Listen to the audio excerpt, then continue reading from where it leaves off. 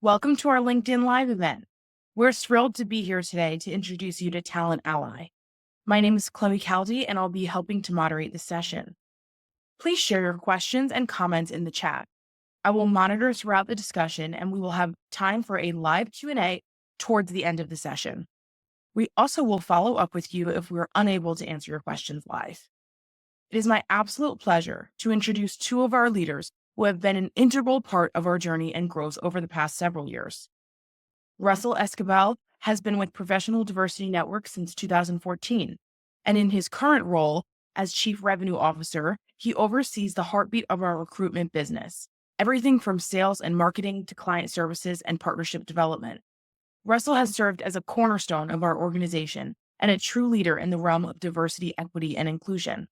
Russell's leadership and vision have not only driven our success, but have also shaped the foundation of how we operate today.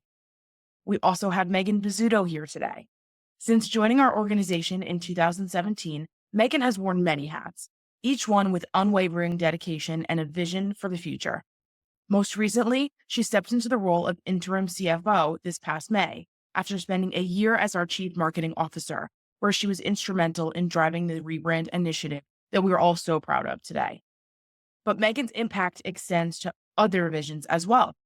As president of the International Association of Women, she leads with passion and commitment, continuously empowering women to excel in their professional lives. Her leadership in this space is truly inspiring, and we're incredibly fortunate to have her bringing that same energy and vision to our team. Please join me in welcoming Russell and Megan.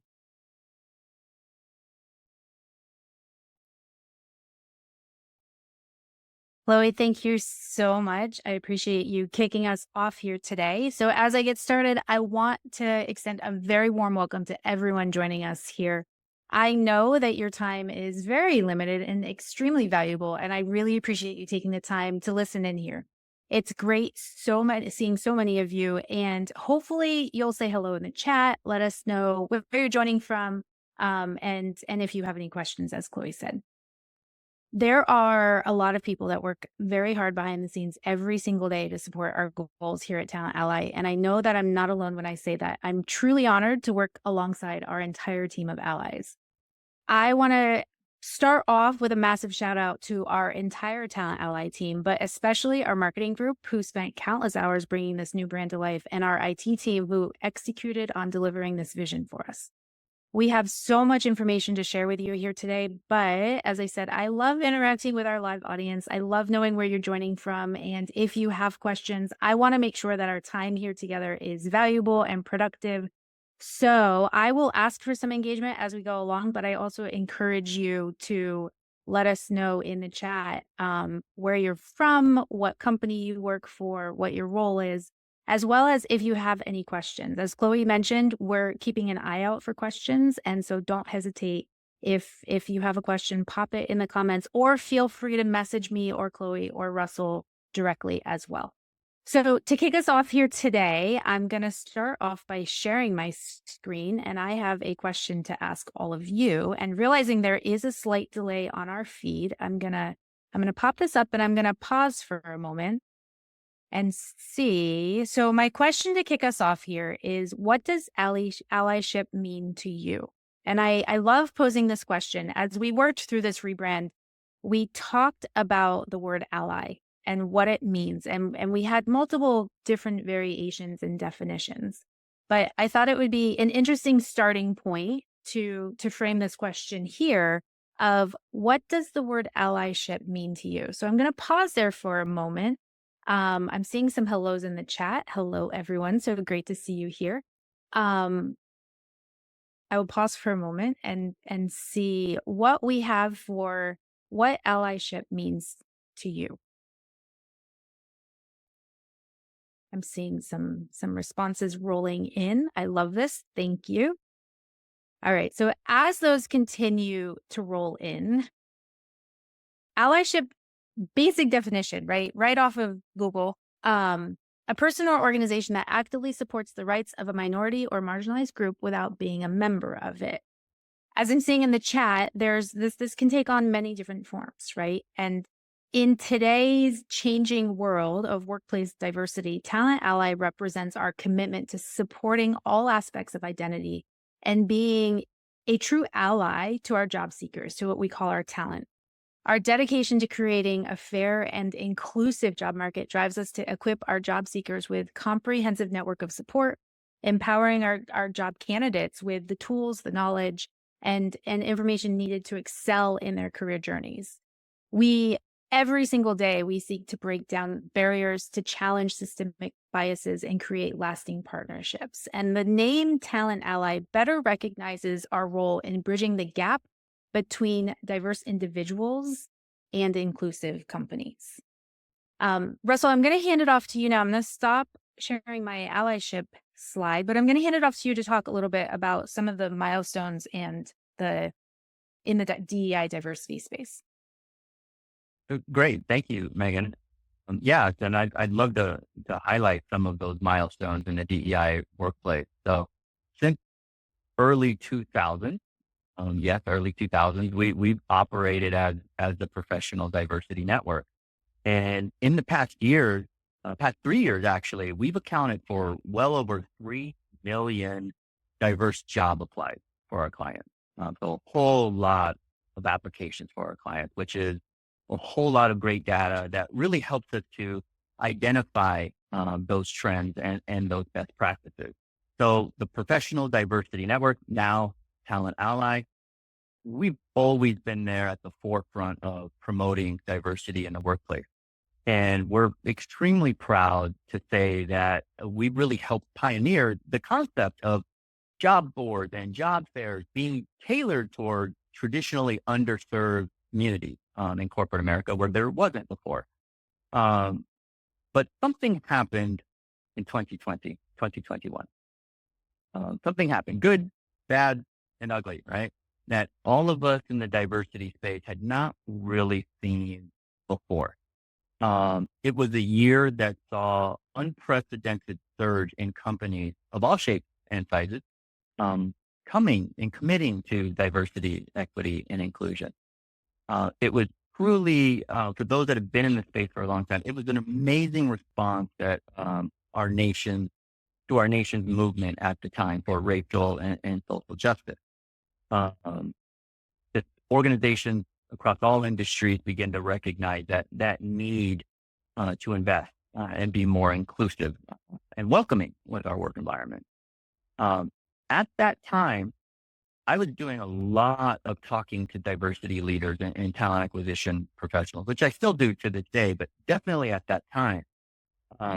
Previous to 2020, companies would come to us and they would say, diversity makes good sense. My CEO thinks this is a good idea, or we want to support our communities, which are not a bad or wrong sentiment. It's just different from what I started to hear in 2021. And what I began to hear from those leaders was something like, we need to do better. Our company needs to do better. We need to do better for our nation. Our company needs to do better to contribute to social justice. It may seem basic, but that was a stark difference from the diversity makes sense, right? It was actually a realization that they need to contribute, the company needs to contribute. However, now, because there is a but to this, with the increase in that focus of DEI came significant challenges. Okay. Some companies rushed to the scene to enter the DEI world that they maybe had dismissed. And they struggled with implementing these initiatives effectively, perhaps faced some backlash or maybe a side eye from jumping on the bandwagon, right? And they failed to deliver on the promises at times. So there's been some skepticism from both employers and the public when these actions don't match words, right? So that will lead to criticism and some public outcry. So this is exactly the reason why Talent Ally was born, from our desire to help companies navigate these challenges more effectively. We really aim to provide these employers, our clients, with the tools that they need to turn their intentions into impactful action, and ensure that their diversity initiatives lead to lasting, the key word right now, lasting positive change. Okay. Now, let's come to what's happening today. Very exciting topic. We talk about it a lot. Troubling recent event, but nonetheless highly interesting. We've seen companies completely do a 180, abandon their DEI programs, often citing economic pressures, shift in priorities. There's political pressures at play from their consumers, okay, as well. However, we believe that this is quite short-sighted and potentially harmful move that will create business consequences for years to come. Abandoning DEI initiatives will completely undermine the progress that's been made towards creating more inclusive workplaces. And that's going to lead to a loss of trust among job seekers, your current employees, customers, and the investment community as well, too. So, we talk about how can you be awarded to be a DEI champion, right? Be a major sponsor of LGBTQ organizations and then completely drop your Q plus ERGs and take that away from employees. It's a bit reactive and it's pressure related, I think, to the bottom line. And ultimately, we feel that companies that deprioritize diversity will eventually find themselves at a competitive disadvantage because we all know that diverse teams, it's been proven, diverse teams have been consistently shown to drive better decision-making, better innovation, overall better business performance. So that's why within TalentAlly, we remain committed to helping companies maintain and strengthen their DEI efforts. And we're doubling down. We say that a lot. We are doubling down on the effort because some companies are as well. We know that a sustained focus on inclusion it's paramount to long-term success for companies and our nation's economy. So, thank you. I'll hand it back over to you, Megan. Russell, thank you. You touched on something that I want to expand on related to diverse team performance, right? We feel diversity is the right thing to do. We all know that. I think every one of us showing up here live today likely is on team. Let's lean in the midst of all this change. But being the data junkie that I am, I wanted to dig into that, right? Do we really have the evidence that diverse teams consistently drive better decision-making, innovation, overall business performance? So I'm going to put another slide up because I love having the information to back up what I'm about to touch on. Some data points here. I think that it's important to always have the data and the sources to back up these messages that we share. And so I pulled some, there's hundreds of these available. I pulled some of the key ones, but organizations in the top quartile for gender diversity have a 25% likelihood of financially outperforming their peers.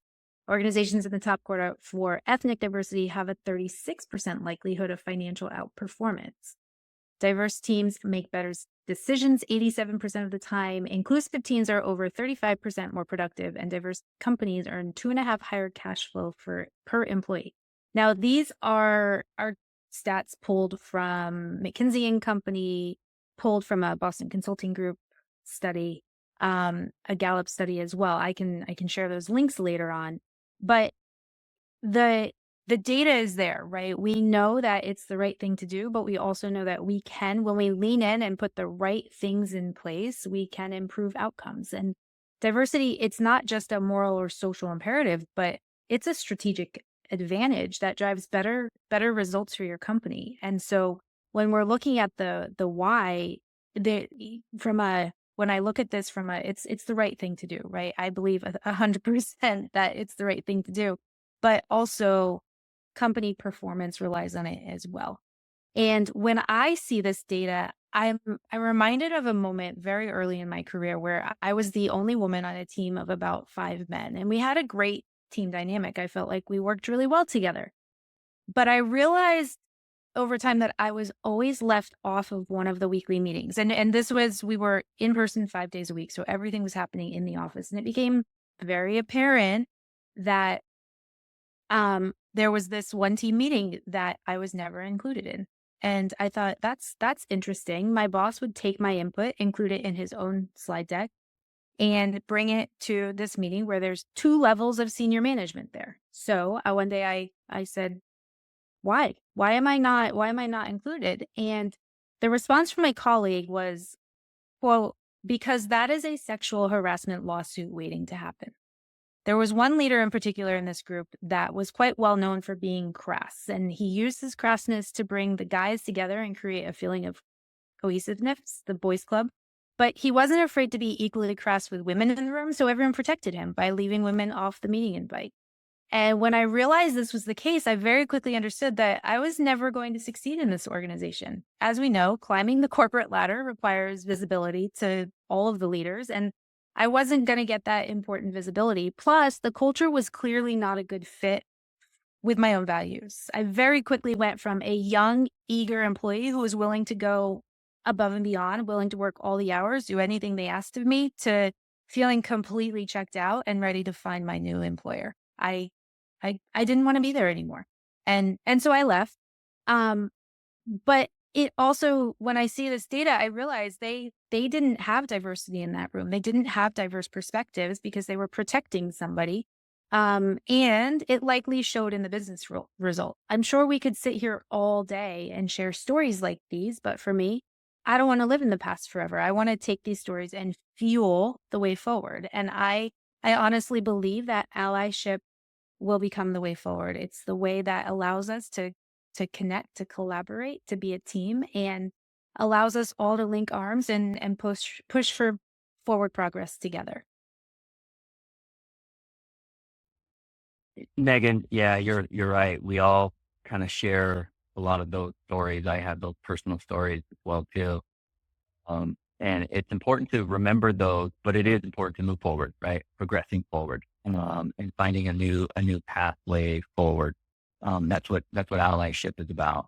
I want to say something I think is important is that our change, the name change itself. So moving from Professional Diversity Network, removing that doesn't imply that we're moving away from diversity. I know there's been discussions about that in other areas, but as we've said, we're leaning into it. We're doubling down, right? And building a community that connects, empowers, and supports diverse job seekers. To exemplify the point, we're moving forward with new partnerships all the time. Some, just to name a few, the Pride Network we're partnering with. Authentic Asian, it's a new partnership. Boston While Black, vibrant, really great organizations that we're going to continue to be able to support those organizations and support our employers who are looking to connect as well. So it's important to acknowledge that this diversity journey towards true inclusivity is not without hurdles, right? We've seen companies grapple with it, from moving to more than just a checkbox, right? Or a PR move. And it's important to know that we help companies of all shapes and sizes. Some, they come to us and they haven't really done anything and they're kind of scared where to start. That's fine. That's what we're here for. And those that are very mature in their diversity initiative, we're able to continue that by providing more support. So there has been some skepticism on both employers and the public when these actions don't match words. And so that's where we come in, and we're born from our desire to help these companies navigate these challenges more effectively. We aim to provide them we have lots of tools needed to turn those intentions into impactful action and to ensure that their diversity initiatives lead to lasting, right? Lasting positive change. And so that's our mission, is to really bridge that gap between the diverse individuals and the company. Part of the power of our network is that job seekers know the jobs listed on our network, the companies listed on our network. They have the confidence that these companies see their differences as a skill set, and that these companies are welcoming. That is the power of our network. Okay. We're fulfilling this mission through the ongoing effort to attract new talent through our partners and candidate resource centers. I mentioned a few of our diversity partners, but we have many, many more there we go. We have many, many more where we host their job boards, we host their career fairs, real relationships with these organizations. Again, going beyond just check the box and just hosting, right? Real relationships with these organizations to help our clients hire more diverse talent. And our job board is going to help spread awareness about our client's talent acquisition brand and really drive candidates directly to your openings while enhancing that employment brand, which is so important in the diversity space, right? Candidates need to see the investment that companies are making. Okay. And our career fairs, I want to mention that as well. We do about 40 every year. They are absolutely fantastic. The talent is vetted to make sure it's diverse, to make sure they're meeting your need for the open positions that you're looking for. So that is really our mission, is to take the tools that we have of our job sites, our partners, our career fairs, and just constantly work to increase diverse job seeker traffic for our clients. We really feel that the new brand Allyship, TalentAlly, it's really a bridge that will connect us for deeper conversations and more meaningful action. Awesome. Thank you, Russell. I have a couple questions here from actually myself, and I also will invite you all again to please post any questions you may have in the chat, and I will work to facilitate them. So, our first question here, I actually have for Megan. I'm wondering if you can provide examples of how diverse teams have driven better decision making and innovation within companies you partnered with. Absolutely. So I shared the slide with the data points and I saw somebody ask in the chat for those studies. I will definitely get those together and send them over. But that's always my question is, in reality, how does this work, right? How does if it impacting, but what's the day-to-day action that's doing that? So I'm going to share an example. I hosted a panel discussion with a group of employees from Macy's recently, and they shared an initiative that I thought was really interesting, and it empowered the product development side of their business and resulted in a partnership with Divine Nine sororities. The vision was to help members of these sororities find styles and their signature colors to wear at various functions, and it resulted in a Divine Nine sorority collection at Macy's. This new collection generated new customers and revenue. It resulted in additional support for Divine Nine sororities, and I love seeing examples like this. Now that vision was actually a customer vision. It was not an employee vision, but it was through that diverse lens of we want to hear from everybody, and we're taking all different backgrounds and thoughts into consideration as we think about ways to improve our store layout, our products, the things we offer. Fantastic. Fantastic. I'll pose another question to you. With the shift in priorities for some companies, how do you plan to keep diversity and inclusion at the forefront of business strategies? Good question. Um, from a talent ally perspective, we're never going to stop educating. We're never going to stop sharing resources, hosting conversations, getting those stats and that information in front of companies. I think often some people shy away from these conversations because they can be difficult, but to truly embrace diversity, equity, and inclusion, we have to lean into the challenging conversations. And as a company, from a talent ally perspective, we have to continue to expand our partner network. We have to continue reaching talent in these organizations so that we're essentially closer to the talent and better understanding the needs of each community. We will work tirelessly every single day to build a community of allies within this talent ally community, the job seekers who truly need the support. With the understanding that when we support one another, we really can make a difference in the world. The other thing I want to add in here with the shift in priorities, a few of the things that we didn't talk about today, but is sort of coming in the future. We are exploring AI solutions and other technology platforms that will help make the job search experience easier and more efficient for job seekers, but also to help the employers, the talent acquisition teams have an easier road to access to the talent. So there's ongoing things that will continue to cycle to help us always always stay in front of the companies and stay in that role where we can support and provide insight into what's working, what's not working, and help to maximize results for everybody. Fantastic. That's great. All excellent points. Russell, I'll pose the last question that I have to you here.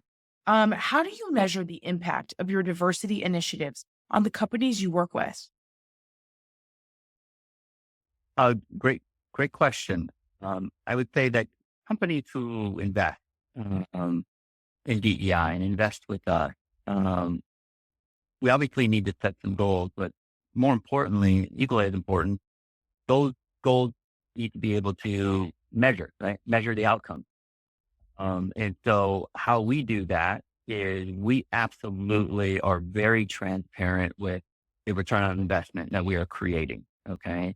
So posting all of the jobs, attending fairs, the ability for us to know down to each individual job, how many job views, how many applies we're getting from diverse job seekers.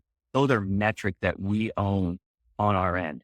If we're doing outreach, like spotlight emails, branding, marketing, we're tracking impression rate, click rate, so you can see the full exposure, the full lift that you are getting from diverse job seekers. Working with the ATS is something that we do as well. So always understanding, sending candidates to the ATS, tracking that. Okay. And our customer success team is absolutely fantastic. This team is constantly sharing best practices with our clients. So they're constantly achieving the best outcomes. And I will tell you, despite the kind of environment right now that we're in, customers are continuing their DEI campaign at a much higher rate than they were last year. So that is proof that we're really helping to move the needle. More importantly, that there are companies that are doubling down as well too with diversity. Thanks so much, Russell. We actually do have a question in the chat here that I will let you all answer very briefly before we wrap up. And Megan and Russell, both open to both of you. How do you respond to pushbacks like quote DEI hires and that kind of language? Sure. Um, I can take a stab at that one, Megan. It's often misconception that DEI hires mean that you're hiring somebody just because that they are African American or something like that. Okay. And really that's not the goal. The goal is that you want to attract, that you want to recruit, that you want to reach out to people of all different backgrounds. You want to make the best decision at the end of the day. Okay. But you want to make sure that your attraction method, that your candidate slate is filled with people that have different experiences, different backgrounds, different parts of the country. That just makes good business sense, right? Because when you're making a decision on who to hire, you don't want candidates that are all from kind of same background, same area, same school, right? You want people that give you an option as a hiring manager. And that's what DEI hiring is about, is making sure that you are attracting people. We hit it about, you're fishing from many different ponds, not just the same pond, right? Fishing from many different ponds, you have a better selection to be able to choose from to make the right decision for your company at the end of the day. Absolutely. Absolutely. So I see a couple other questions here. And we are gonna take those offline. The team and I will get back to you all on that for follow-ups, just so that we're mindful of everybody's time. Megan, I will let you go ahead with your final comments. Thank you. And we will definitely take these comments that would any comments or questions we have, we will take those offline and follow up individually.